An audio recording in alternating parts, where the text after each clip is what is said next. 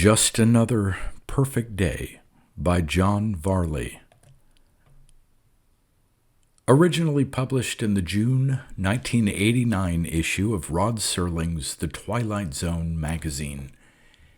Republished the next year in two anthologies edited by Gardner Dozois, the year's Best Science Fiction 7th Annual Edition and Best New SF 4.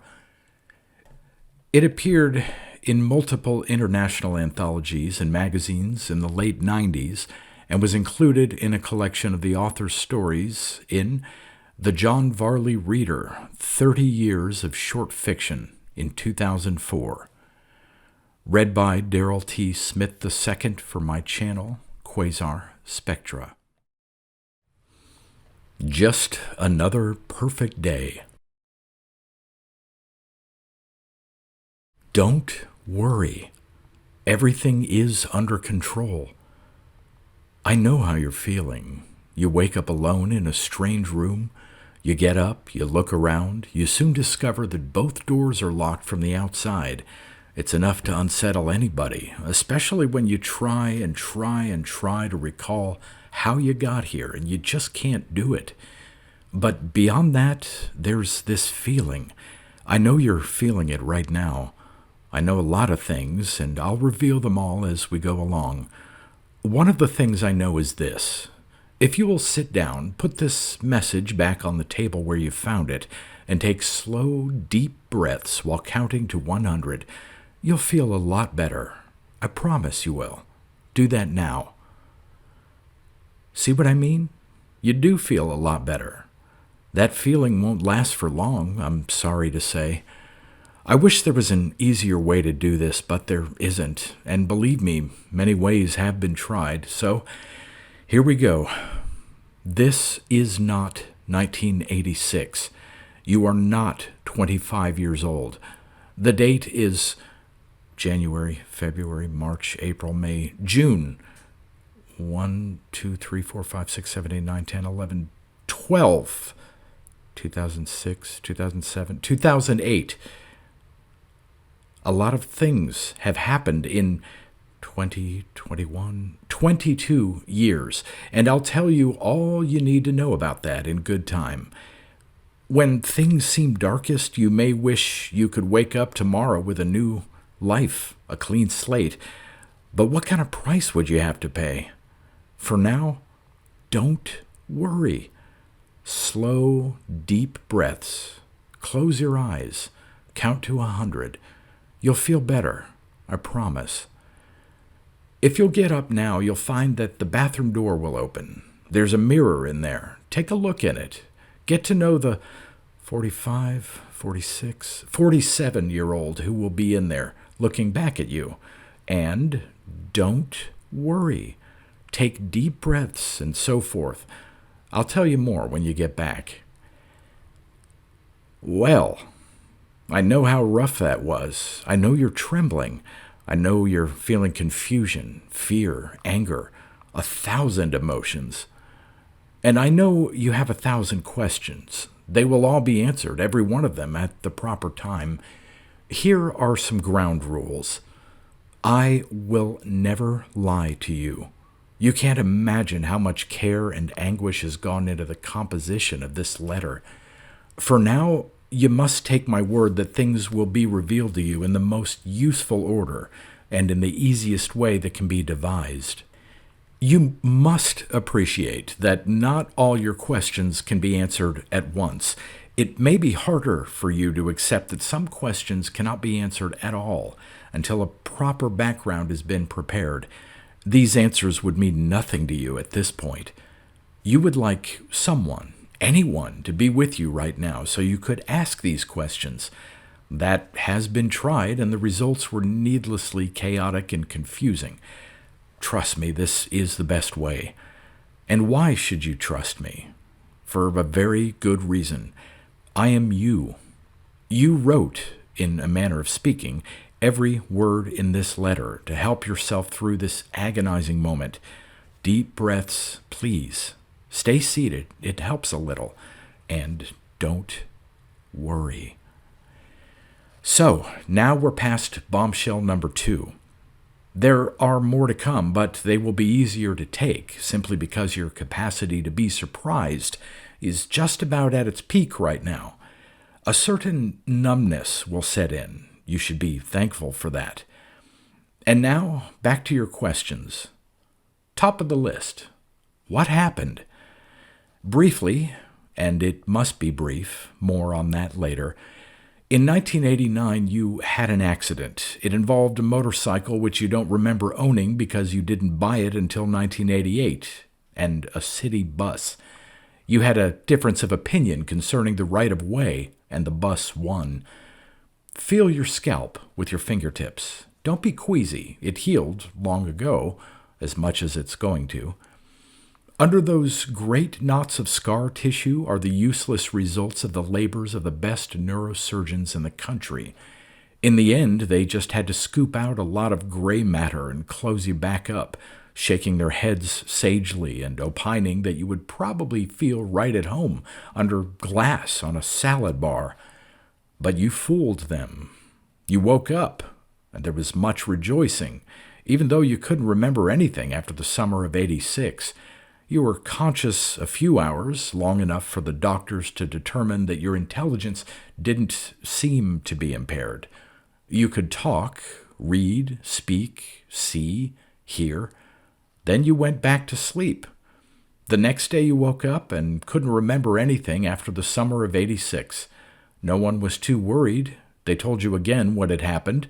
You were awake most of the day, and again you fell asleep. The next day, you woke up and couldn't remember anything after the summer of '86. Some consternation was expressed. The next day, you woke up and couldn't remember anything after the summer of '86. Professorial heads were scratched, 7-syllable Latin words intoned, and deep mumbles were mumbled. The next day, you woke up and couldn't remember anything after the summer of '86. And the next day, and the next day, and the day after that. This morning you woke up and couldn't remember anything after the summer of '86, and I know this is getting old, but I had to make the point in this way because it is 2006, 2007, 2008, and we've begun to think a pattern is established. No, don't breathe deeply. Don't count to 100. Face this one head on. It'll be good for you. Back under control? I knew you could do it. What you have is called progressive narcocataleptic amnesiac syndrome, PNCAS, or PINCUS in conversation, and you should be proud of yourself because they made up the term to describe your condition, and at least a half dozen papers have been written proving it can't happen. What seems to happen in spite of the papers is that you store and retrieve memories just fine as long as you have a continuous thread of consciousness, but the sleep center somehow activates an erase mechanism in your head so that all you experienced during the day is lost to you when you wake up again. The old memories are intact and vivid. The new ones are ephemeral, like they were recorded on a continuous tape loop. Most amnesias of this type behave rather differently. Retrograde amnesia is seen fairly frequently, whereby you gradually lose even the old memories and become as an infant. And progressive amnesias are not unknown, but those poor people can't remember what happened to them as little as 5 minutes ago. Try to imagine what life would be like in those circumstances before you start crying in your beer. Yeah, great, I hear you whine. And what's so great about this? Well, nothing at first glance. I'll certainly be the last one to argue about that. My own reawakening is too fresh in my mind, having happened only 15 hours ago. And, in a sense, I will soon be dead, snatched back from this mayfly existence by the greedy arms of Morpheus. When I sleep tonight, most of what I feel to be me will vanish. I will awake, an older and less wise man, to confusion, will read this letter, will breathe deeply, count to 100, stare into the mirror at a stranger. I will be you. And yet, now, As I scan rapidly through this letter for the second time today, I said I wrote it, but only in a sense. It was written by 1,000 mayflies. They are asking me if there is anything I wish to change. If I want to change, Marion will see that it is made. Is there anything I would like to do differently tomorrow?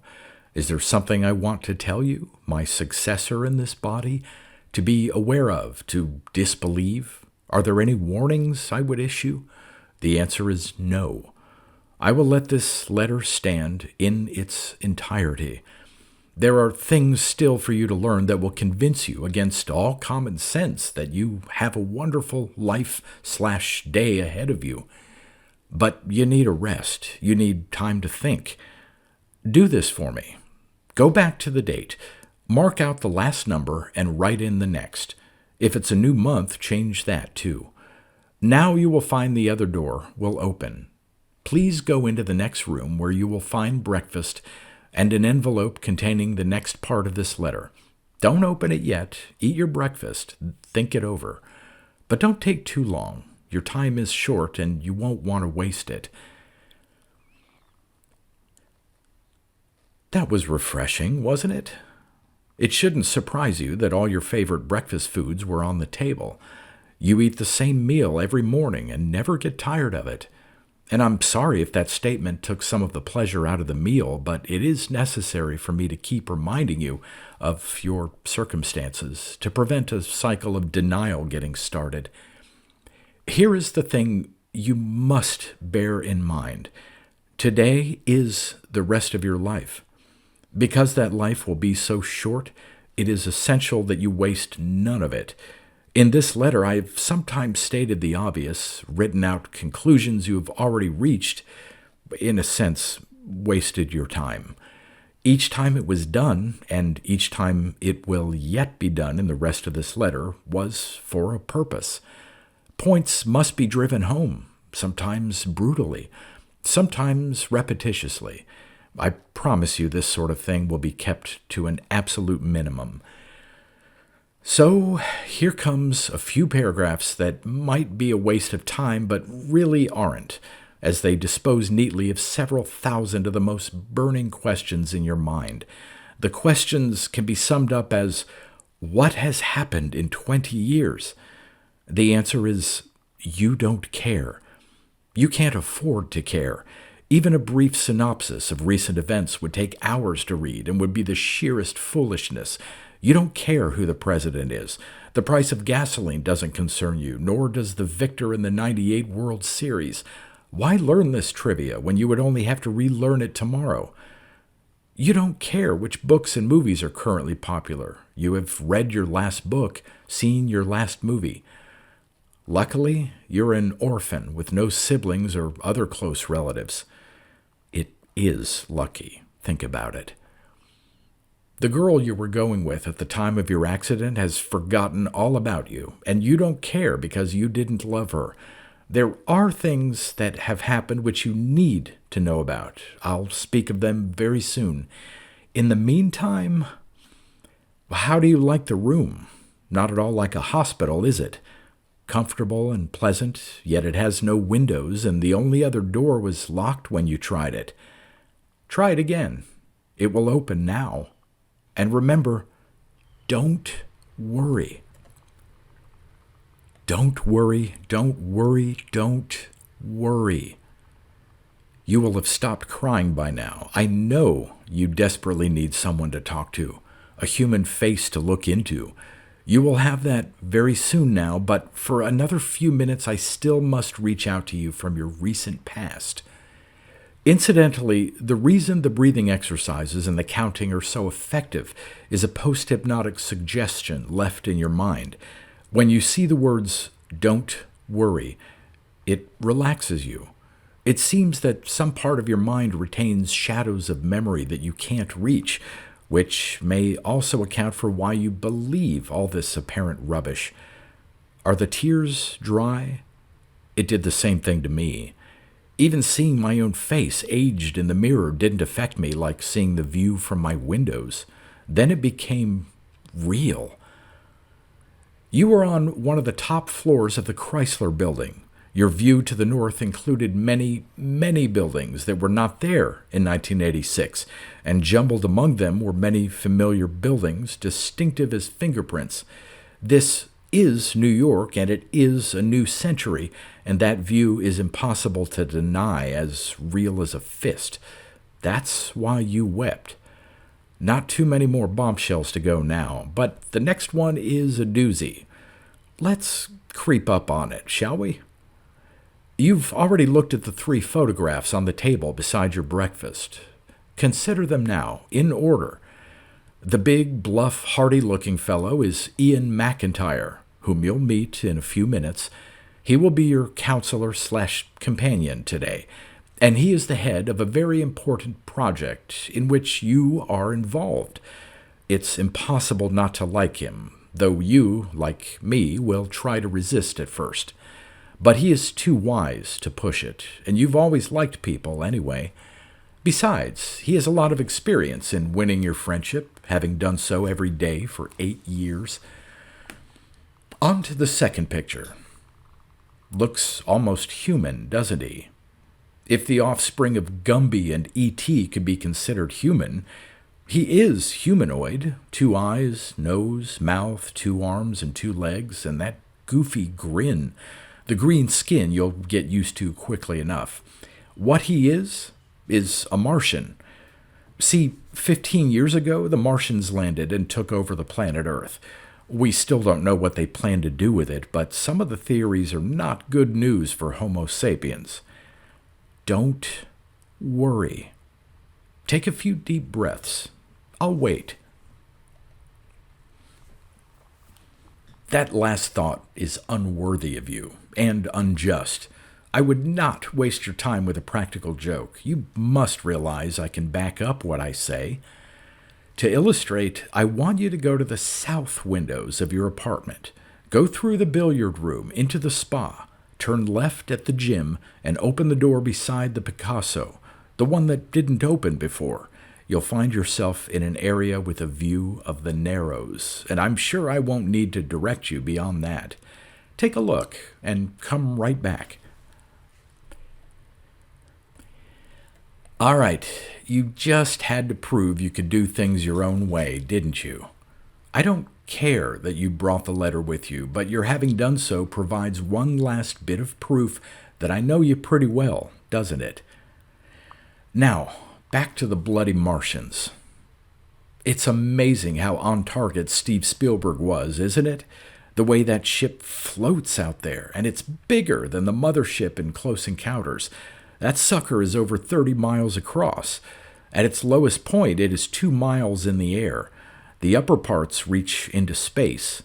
It has floated out there for 15 years and not budged 1 inch. People call it the saucer. There are 15 others just like it, hovering near other major cities. And you think you have detected a flaw, don't you? How would you have seen it, you ask, if it had been a cloudy day? If it had been just a normal New York smoggy day, for that matter?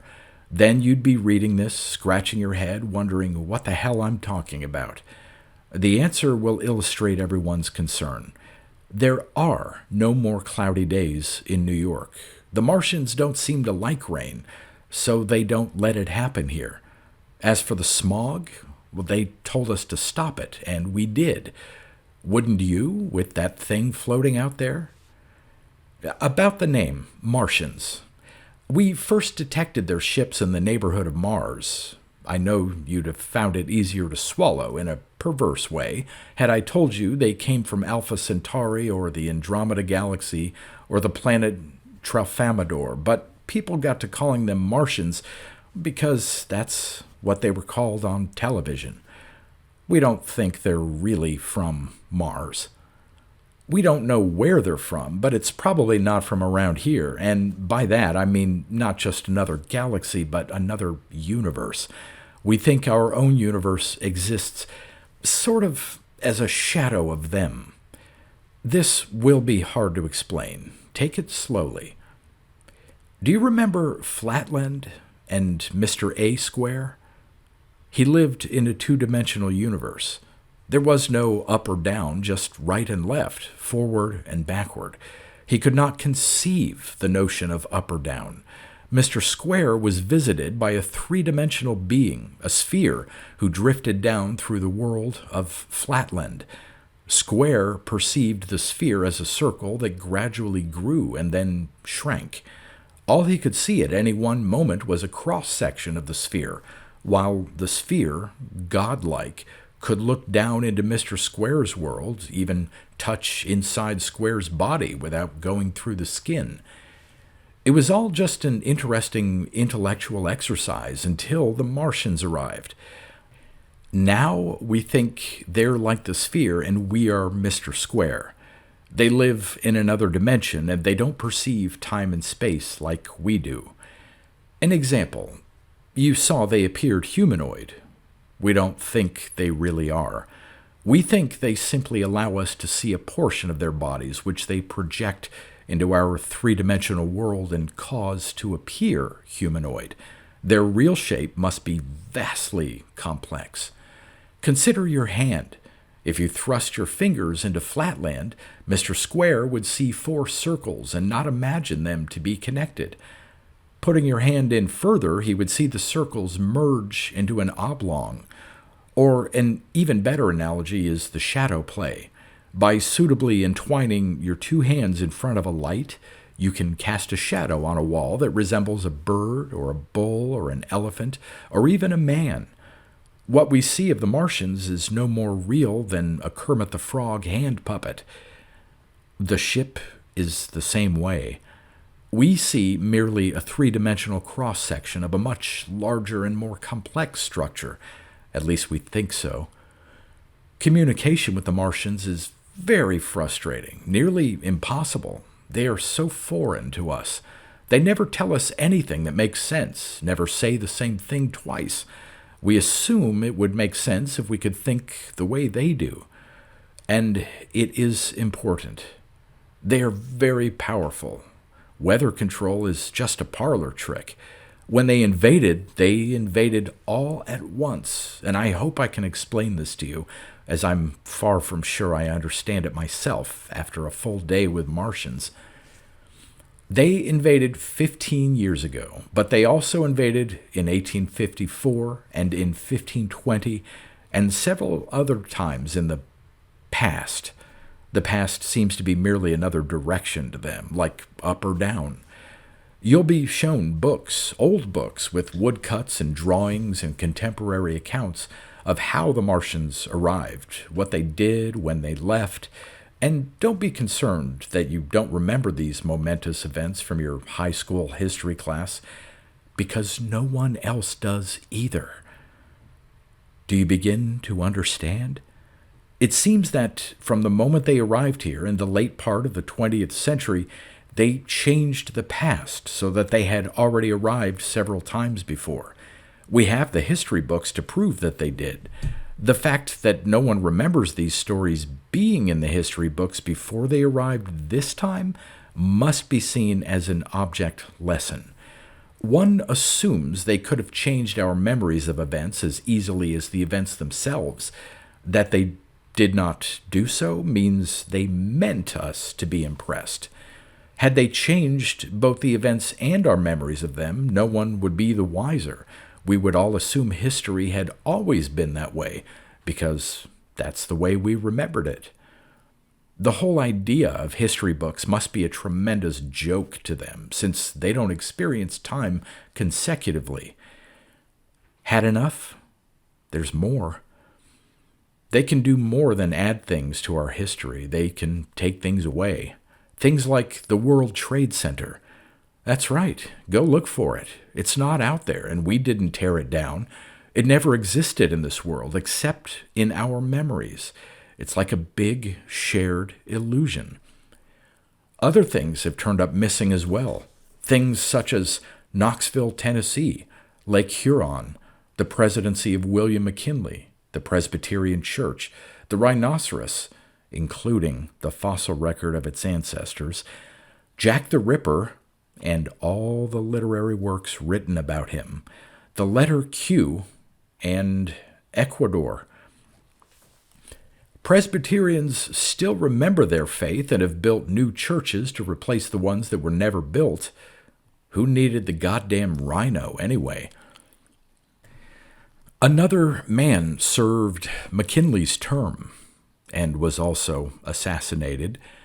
Seeing book after book where KW replaces Q is only amusing and very queer, spelled KWEER.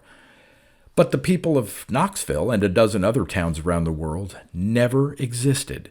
They're still trying to sort out the real estate around where Lake Huron used to be, and you can search the world's atlases in vain for any site of Ecuador. The best wisdom is that the Martians could do even more if they wanted to, such as wiping out the element oxygen, the charge on the electron, or, of course, the planet Earth. They invaded and they won quite easily. And their weapon is very much like an editor's blue pencil. Rather than destroy our world, they rewrite it. So what does all this have to do with me? I hear you cry. Why couldn't I have lived out my one day on Earth without worrying about this? Well, who do you think is paying for this fabulous apartment? The grateful taxpayers, that's who. You didn't think you'd get original Picassos on the walls if you were nothing more than a brain-damaged geek, did you? And why are the taxpayers grateful? Because anything that keeps the Martians happy keeps the taxpayers happy. The Martians scare hell out of everyone, and you are their fair-haired boy. Why? Because you don't experience time like the rest of humanity does. You start fresh every day. You haven't had 15 years to think about the Martians. You haven't developed any prejudice toward them or their way of thinking. Maybe. Most of that could be bullshit. We don't know if prejudice has anything to do with it, but you do see time differently. The fact is, the best mathematicians and physicists in the world have tried to deal with the Martians, and the Martians aren't interested. Every day, they come to talk to you. Most days, nothing is accomplished. They spend an hour, then go wherever it is they go, in whatever manner they do it. One day out of 100, you get an insight. Everything I've told you so far is the result of those insights being compiled, along with the work of others. There are a few hundred of you around the world. No other man or woman has your peculiar affliction. All are what most people would call mentally limited. There are the progressive amnesiacs I mentioned earlier. There are people with split brain disorders, people with almost unbelievable perceptual aberrations, such as the woman who has lost the concept of right. Left is the only direction that exists in her brain. The Martians spend time with these people, people like you. So we tentatively conclude this about the Martians. They want to teach us something. It is painfully obvious they could have destroyed us any time they wished to do so.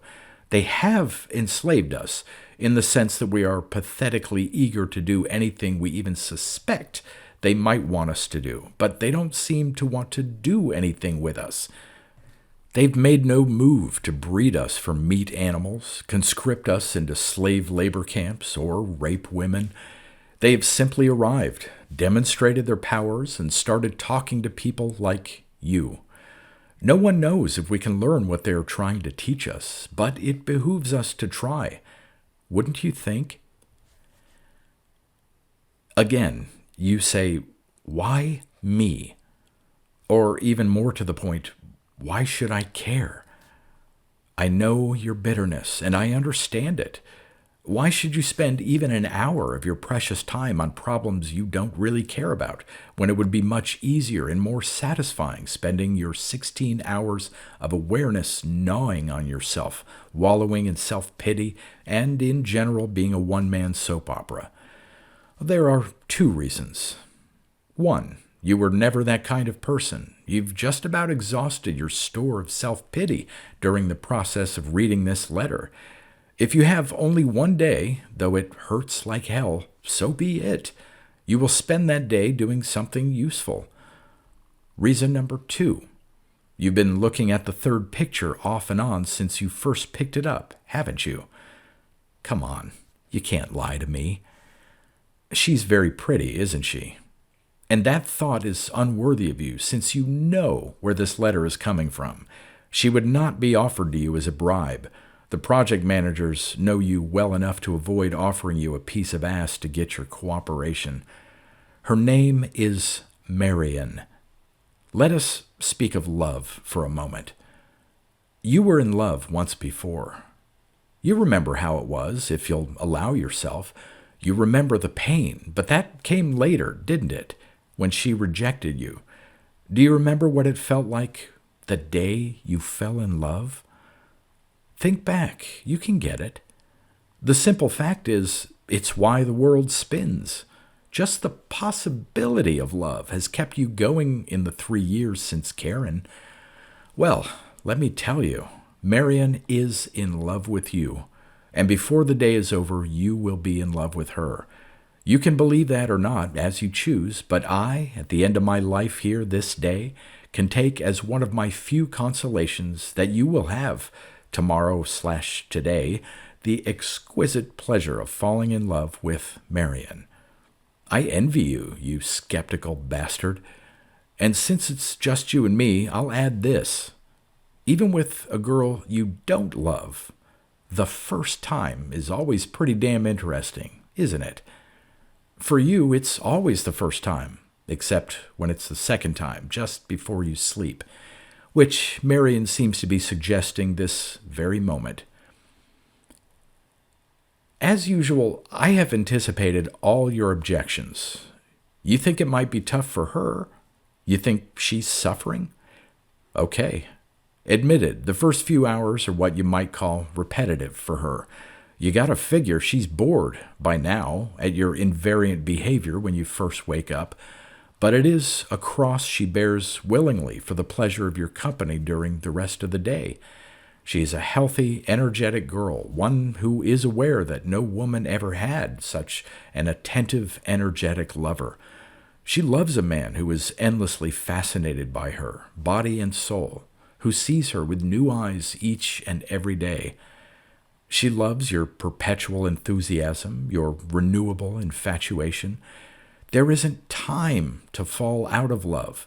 Anything more I could say would be wasting your time. And believe me, when you see what today is going to be like, you'd hate me for it. We could wish things were different. It is not fair that we have only one day. I, who am at the end of it, can feel the pain you only sense. I have my wonderful memories, which will soon be gone, and I have Marion for a few more minutes.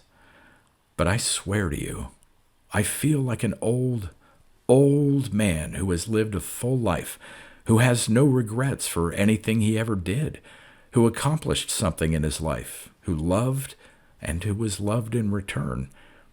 Can many normal people die saying that? In just a few seconds, that one last locked door will open, and your new life and future love will come through it. I guarantee it will be interesting. I love you, and I now leave you. Have a nice day.